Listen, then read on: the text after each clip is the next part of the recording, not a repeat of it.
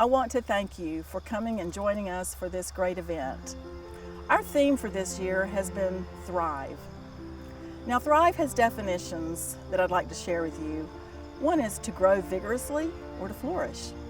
The other one is to progress toward or realize a goal despite or because of circumstances. Now, isn't that appropriate?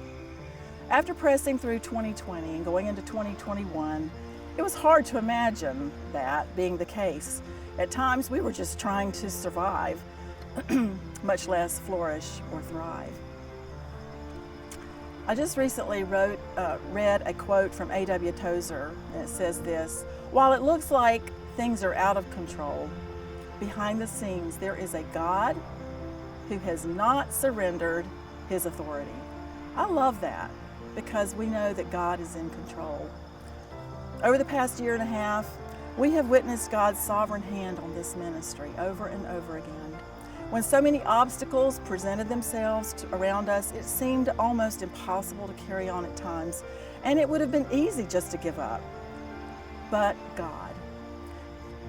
In our Elkin office, I'd like to share with you some things that show how we're thriving.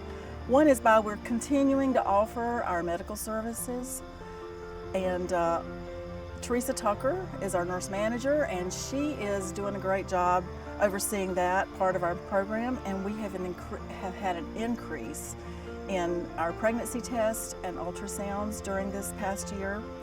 And it's amazing to be able to show these women and men that life is in the womb, to see and hear that tiny heartbeat, to share with them that life is sacred.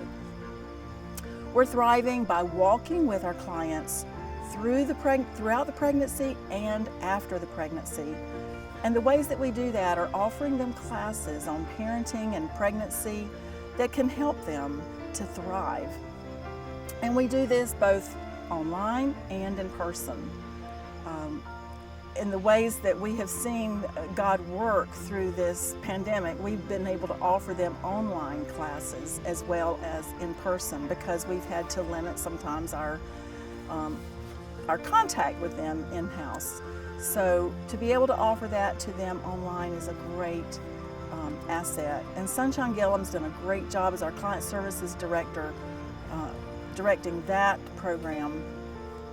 We've also thrived by helping our clients with their items that are needed, such as clothing, diapers, wipes, food, even car seats.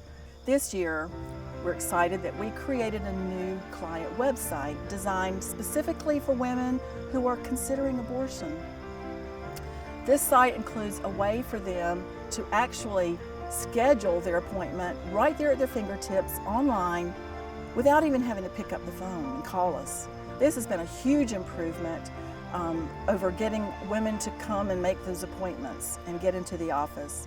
We've been able to see more women reach out to us, making those appointments in the middle of this crisis of their lives. And many of them have been seriously considering abortion or feeling that they're pressured into that abortion. And this is causing us to thrive. Another exciting part of our ministry is our mobile medical ministry. Our mobile unit goes out 3 days a week, and we've been doing this for 1 year. That is exciting. Our purpose for this ministry is to go to the places where women are at most risk for having abortions, to reach them with the message of hope found in God's Word, and to allow them to see this life within them through the ultrasound. Carmen Miller is our mobile operations manager and is doing a great job with this. And we're blessed also with 3 registered nurses who have been trained in limited ultrasound, who are going out on the mobile unit, 1 for each day that we go out. In 1 year, we have had the mobile in operation. We've saved over 30 babies' lives. This means that these women were at high risk for having abortions. But after seeing their baby on the ultrasound, they left the mobile unit with the intentions of carrying their baby to term. That is so exciting for us. Our purpose for all of these services, whether it's on the mobile unit or if it's in the office in Elkin, is to reach men and women with the gospel of Christ, both in word and deed. I would like to introduce you to a young girl who we were able to help this past year. At the age of 15, she had already experienced many things, many hardships that a lot of us could only imagine. She and her younger siblings had been placed in the care of her grandmother because their mother was incapable of caring for them.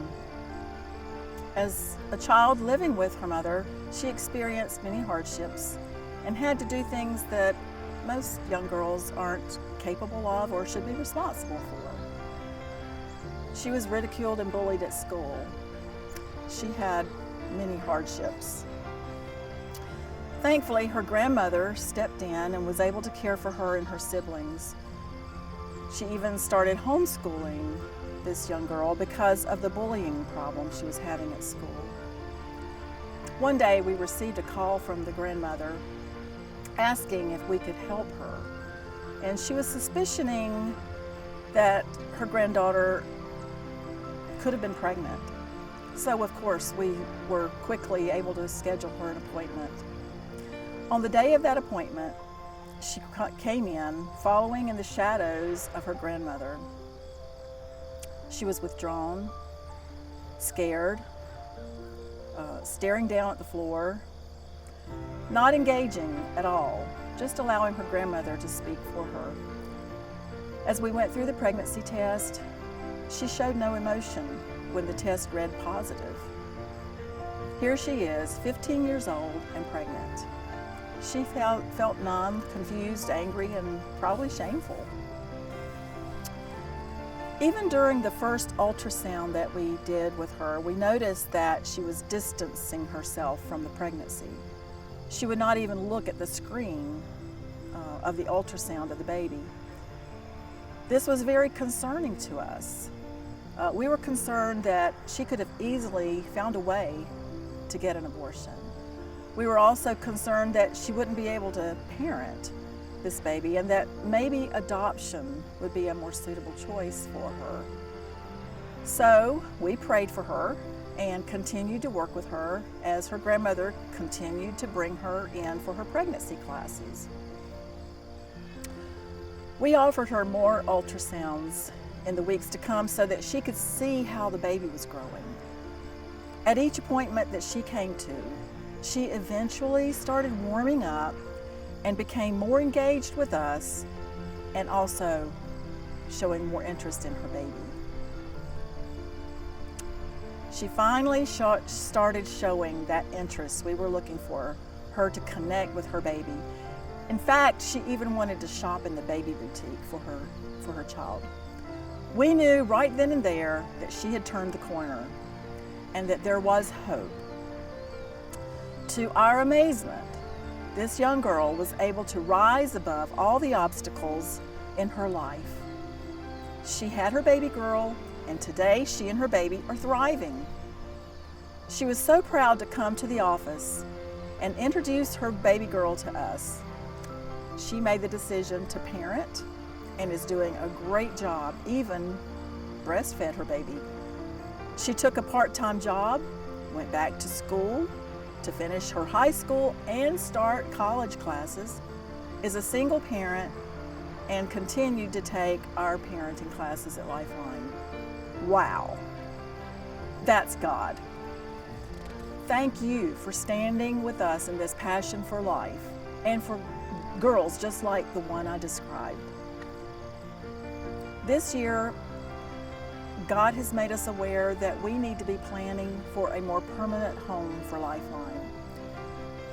After 10 years of being blessed with Dr. Novembre with our office space, it's time for us to start planning for our own space.